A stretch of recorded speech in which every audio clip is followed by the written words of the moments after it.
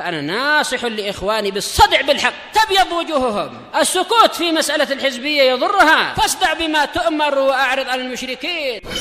سلامي على دماج ورجالها والشيخ يحيى ودار العلم يا سعد بانيها. Bismillahirrahmanirrahim. Waalaikumsalam warahmatullahi wabarakatuh. Amin amin amin wa iyyakum. Telah dijelaskan oleh para ulama, oleh sejumlah ulama bahwasanya hadis ini innamal a'malu binniyat wa innamal likulli imri'in ma nawa, ini terkait dengan contoh yang didatangkan oleh Nabi Shallallahu alaihi wasallam tentang masalah hijrah. Ini menunjukkan bahwasanya yang dimaksudkan adalah amal ibadah, yaitu amal kebajikan, bukan amal yang buruk-buruk. Makanya tidak masuk di dalamnya misalkan perjudian, itu sesuai dengan niatnya. Kalau niatnya baik, judinya jadi berpahala. Kalau niatnya buruk, judinya dosa. Tidak demikian. Maka tidak masuk juga di dalamnya adalah yaitu pembunuhan atau perompakan atau minum khamr. Jadi tak masuk dalam pembahasan ini bahwasanya minum khamr itu sesuai niatnya. Kalau niatnya baik jadi baik, kalau niatnya buruk jadi buruk, tak. Tetapi tatkala Nabi memberikan contoh hijrah, taulah kita yang dimaksudkan dengan amal di sini adalah amal yang disyariatkan. Amal yang disyariatkan itu sesuai dengan niatnya. Ini kemungkinan pertama, amal yang disyariatkan. Atau yang lebih umum, yaitu amal ibadah. Amal ibadah, amal yang diniatkan untuk mendekatkan diri pada Allah, itu sesuai dengan niatnya. Kalau niatnya baik, maka dari sisi ini, dari sisi keterkaitan dengan ibadah hati, dari sisi keterkaitan dengan haknya Allah, maka kalau niatnya baik, niatnya ikhlas, maka dia diterima.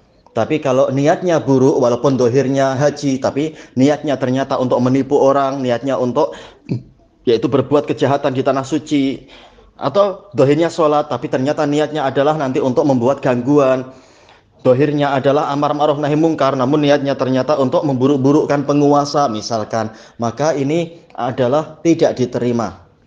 Ini dari satu sisi, yaitu hadis ini berbicara terkait dengan amalan hati, terkait dengan haknya Allah, terkait dengan la ilaha illallah. Kemudian hadis ini tidak berdiri sendiri.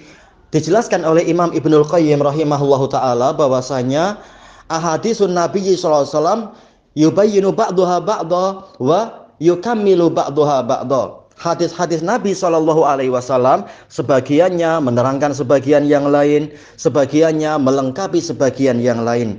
Tatkala hadis yang ini bicara tentang amalan hati terkait dengan hak la ilaha illallah, maka hadis yang lain melengkapi bahwasanya ada syarat kedua. Di sana ada syarat kedua yang terkait dengan amalan fisikal, yang terkait dengan hak Muhammadur Rasulullah, yaitu man amila amalan laisa alaihi amruna fahuwa radd. Barang siapa mengerjakan suatu amalan dalam keadaan tidak ada di atasnya syariat kami, ajaran kami, maka dia itu tertolak. Baik, hadis bukan hanya satu di dunia ini. Masih ada hadis-hadis yang lain. Maka apabila hadis itu datangnya dengan pola syarat, maka dia digabungkan dengan hadis pertama, yaitu syarat kedua harus memenuhi Muhammadur Rasulullah, yaitu mengikuti syariat Nabi Shallallahu alaihi wasallam. Dan dalilnya banyak sekali tentang wajibnya ikut syariat Nabi dan tertolaknya amal-amal yang tidak sesuai dengan ajaran Nabi. Baik. Lalu bagaimana dengan lafaz innama? Bukankah innama ini hanyalah hasar, pembatasan?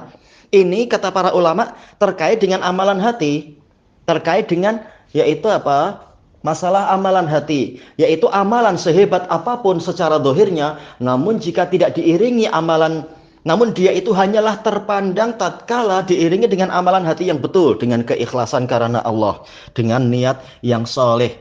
Jadi pembatasannya itu terkait dengan amalan hati.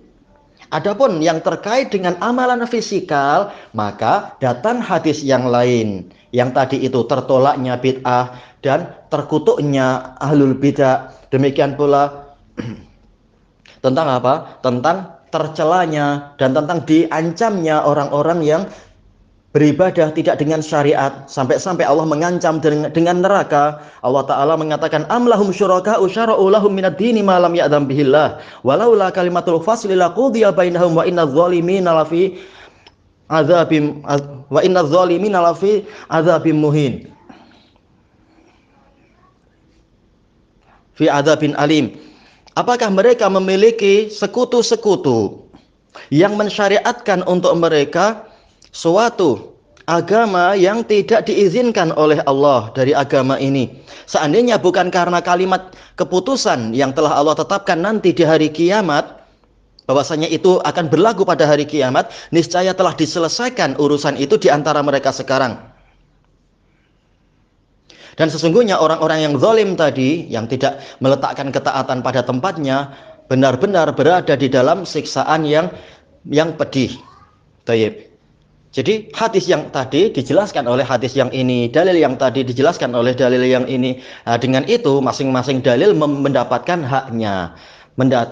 Dengan penggabungan ini, tahulah kita hadis yang pertama ini terkait dengan apa? Terkait dengan la ilaha illallah. Hadis kedua terkait dengan apa? Terkait dengan Muhammadur Rasulullah. Dan Islam tidak tegak dengan salah satunya. Islam tegak dengan dua-duanya. La ilaha illallah Muhammadur Rasulullah. Ilahuna wallahu a'lam. Walhamdulillahi rabbil alamin.